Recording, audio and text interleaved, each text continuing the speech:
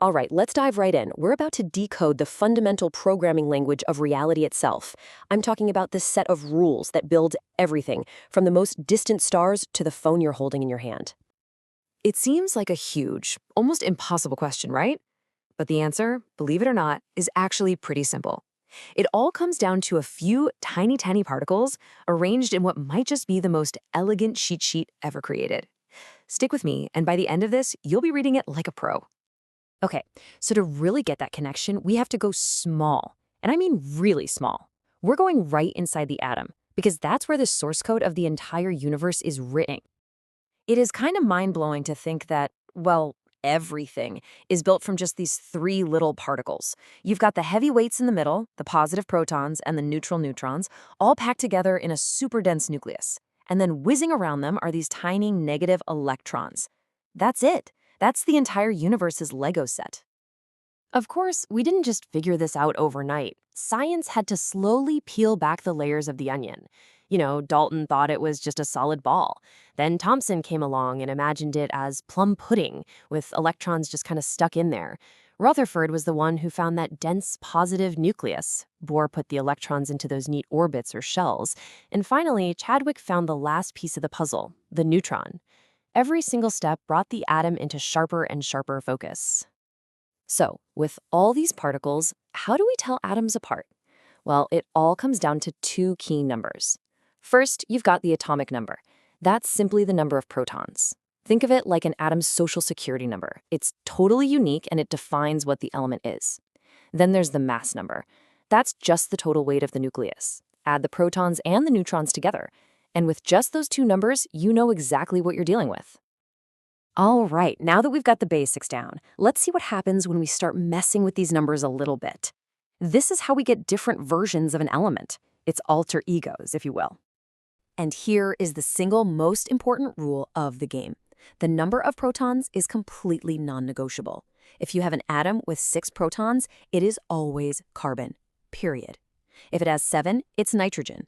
That proton count is the element's absolute unchangeable identity. But the other particles? They're totally fair game. So let's say you take a carbon atom and you add or subtract a few neutrons. You get an isotope.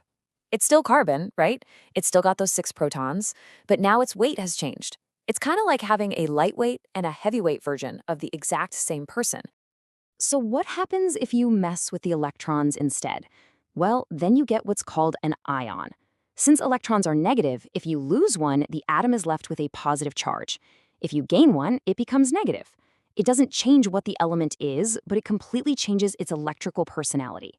And this simple charge swap, it's the engine behind pretty much every battery and every single nerve impulse in your brain. And this really gets to the heart of the matter. An isotope is all about mass, while an ion is all about charge.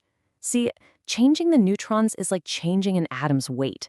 It doesn't really affect its personality all that much, but changing the electrons, whoa, that completely changes how it behaves and reacts with literally everything else.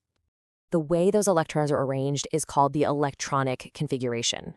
Let's take chlorine, for example. It has shells of 2, then 8, and finally 7 electrons. And that number in the very outermost shell, that's 7, that's everything. It dictates exactly how chlorine is going to behave. Which brings us to the big picture. So how on earth do you keep track of all these elements, all their different versions, and all their unique behaviors? Simple. You create the ultimate cheat sheet, the most elegant and powerful organizational chart in all of science, the periodic table. And this right here is the magic of it. You have to stop thinking of this as some dusty old chart on a classroom wall. It's not. It's a predictive map of the entire universe. Just by knowing an element's address on this grid, you can predict its personality and exactly how it's going to behave. It is an absolutely incredible tool. So, how do we actually read this map? Let's break down its structure. It's simpler than you think. The whole genius of the table is in its layout. The vertical columns are called groups. Everything in the same group. They act like family. They have similar personalities because they all have the same number of electrons in their outer shell. The horizontal rows are called periods. As you move across a period, you're just adding 1 proton and 1 electron at a time. See, it's that beautifully organized. You can also spot a really clear divide on the table. Over on the left and in the middle, you have your metals. They're shiny, they conduct electricity, and they love to give away electrons. Then, over on the right, you have the nonmetals. They're brittle, they don't conduct electricity, and they're desperate to gain or share electrons. Two totally different approaches to life. And smack dab in the middle, you've got this big block of transition metals. These guys are the real workhorses of the table. They're strong, they have super high melting points, and they form these beautifully colored compounds. But their real superpower is acting as catalysts. They speed up chemical reactions without getting used up themselves. Think about the iron that's essential for making fertilizer to, grow our food. That's them. Now for the really cool part. Let's use this map to actually predict the future, or at least predict how elements are going to behave. This is where the table truly comes alive. Okay, look at group 1, way over on the far left. As you go down that column, each element adds a whole new shell of electrons. That means its lonely outer electron gets pushed further and further away from the positive pull of the nucleus. The further away it is, the easier it is to just give away. And since giving away that electron is the reaction, reactivity gets way more intense as you go down the group. Now, let's hop all the way over to the other side, to group 7. These elements want to do the exact opposite. They desperately want to gain an electron. But the same logic applies, just in reverse. As you go down the group, that outer shell gets further away, which makes the nucleus's pull weaker. It's just harder to attract a new electron from a distance. So for them, reactivity actually decreases as you go down. It's so elegant. And what about that final column, group 0? Those are the noble gases. You can think of them as the Zen masters of the table. Their outer electron shell is perfectly full. They don't want to gain electrons, they don't want to lose them. They are perfectly content just as they are, which makes them almost completely unreactive. And that's the real payoff. Once you understand these trends, why reactivity goes up over here and down over there, you've unlocked the secret to understanding why atoms bond the way they do, which explains how every single molecule in existence is made. The map gives you the rules of the game. So we've just decoded the map of all the matter we know of in the universe. But the map also hints at something else: uncharted territory. Scientists right now are pushing the boundaries, trying to create new, super heavy elements that would live way beyond the current edge of this map. What kind of properties would they have? Would they still follow these elegant rules, or would they force us to draw a whole new map entirely? That's the frontier. Have you ever wondered if there's a hidden set of rules that just runs the world? Well, in chemistry, there absolutely is. Today, we're going to pull back the curtain on the secret pecking order that decides how elements act, from the stuff in your phone to the rockets blasting into space. I mean, really think about it. Why does a gold ring stay shiny forever, but an iron fence turns into a rusty mess? The answer isn't some kind of magic. It's all about a fundamental chemical hierarchy, a power ranking that we are about to dive into right now. All right, here's our game plan. We're going to start with what I like to call the chemical league table. Then we'll get into the secret electron trading that makes it all work. We'll see how we use this to get metals from the ground, bring in the brute force of electricity, look at the energy of it all, and finally, see how it comes together in some seriously cool future tech. Okay, first things first. We have to talk about the big idea that everything else is built on, the reactivity series. This is our chemical league table. Now, this is not just some random list, okay? It is a carefully ordered ranking, from the most aggressive, most reactive metals at the top, all the way down to the most chill, unreactive ones at the bottom. And a metal's spot on this list tells you everything you need to know about how it's going to act in a chemical showdown. So let's take a look at the lineup. Up at the top, you've got the real heavy hitters like potassium, which will literally explode if it touches water. Way down at the bottom, you have cool, calm copper. But see that element in the middle, carbon? He's the interesting one. He's not even a metal, but his position here is the key. Think of him as the gatekeeper, a dividing line that's going to become super important in just a minute. So we've got our league table, but why? Why is potassium so much more reactive than copper? Well, the secret is all about the invisible trading of these tiny little particles called electrons. And this right here is the engine that drives the whole show, the redox reaction. It's short for reduction and oxidation. Now, it sounds complicated, but it's just two opposite things happening at the exact same time.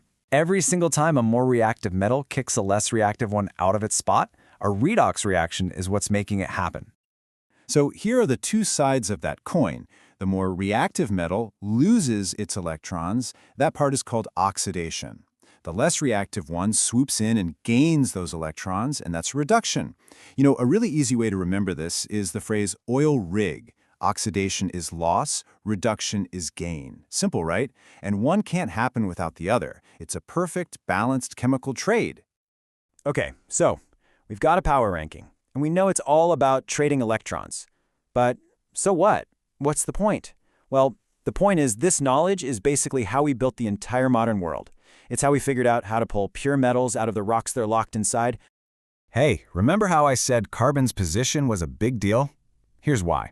For any metal that's below it on our list, like iron, we can use a really simple trick. You just take the iron ore, mix it with carbon, and heat it up in a giant furnace. Because carbon is more reactive, it's higher on the list, it just wins the redox fight. It steals the oxygen away from the iron, leaving us with the pure metal we need. But here's the catch. What about a metal like aluminum? It's above carbon on the list. In that fight, carbon isn't strong enough. It's going to lose. It can't steal the oxygen away. So for these really reactive and often really useful metals, we have to bring out the heavy artillery. And that heavy artillery is called electrolysis. This is the brute force method you use when chemistry needs a serious power-up. So to put it simply, electrolysis uses a powerful electric current to do the job that carbon couldn't. It forces a chemical reaction to happen by literally ripping compounds apart. It's how we get our hands on super reactive metals like aluminum. Let's peek under the hood of this thing. You've got two electrodes. The negative one, the cathode, acts like a magnet for the positive metal ions. And when they get there, it forces electrons onto them. Hey, that's a gain of electrons. That's reduction. Meanwhile, the positive anode attracts the negative ions and strips their electrons away. That's a loss, so that's oxidation. See, it's just our old friend, the redox reaction. But this time, it's supercharged with electricity. So, up to now, we've mostly talked about who wins the chemical fight. But there's another really crucial part of the story. Every single reaction has an energy price tag. It either gives off energy or it sucks it. And there are really only two possibilities. You have exothermic reactions. These are the ones that give off heat and make their surroundings feel warmer. A perfect example is one of those chemical hand warmers. Then you have endothermic reactions, which do the exact opposite. They absorb heat, making everything around them feel cold, just like an instant ice pack. So, how do we know if a reaction is going to get hot or cold?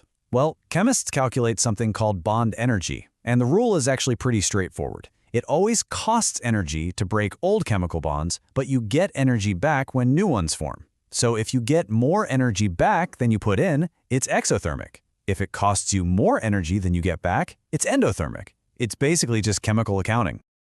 All right, it is time for our final section. We've gone through the reactivity series, redox reactions, electrolysis, and energy changes. So now, let's see how all of these ideas smash together in the technology that could literally power our future. And that technology is the hydrogen fuel cell. It is a brilliant piece of engineering that's pretty much the perfect case study for everything we've just talked about. This is where it all clicks into place. A fuel cell uses a controlled redox reaction to produce electricity directly. You know, it's almost like electrolysis running in reverse.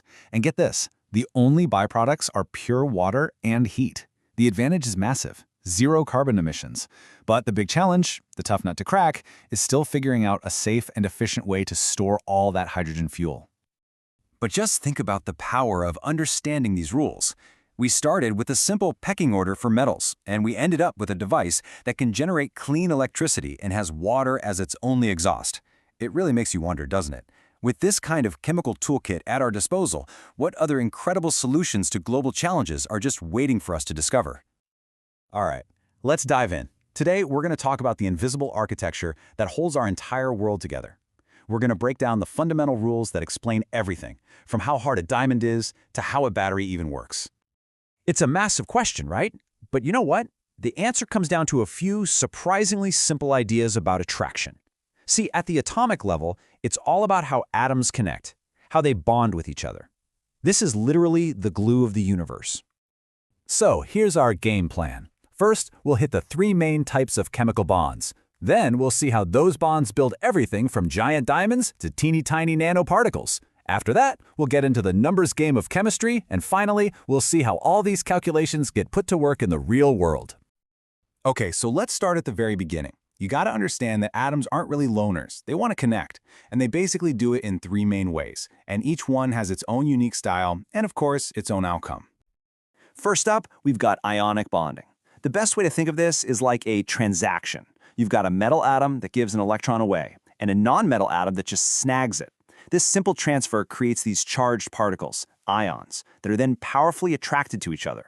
They lock into this super strong, rigid structure called a giant ionic lattice, and that's exactly why something like a salt crystal is so tough. Now, another way they can connect is with covalent bonding.